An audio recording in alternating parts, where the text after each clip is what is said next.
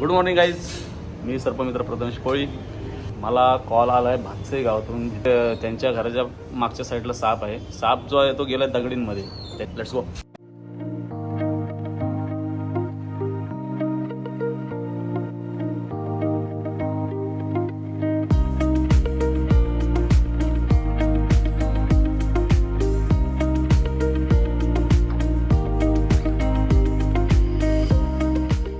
Finally आपण साप पकडलेला आहे. जातीचा साप आहे, छोटा आहे.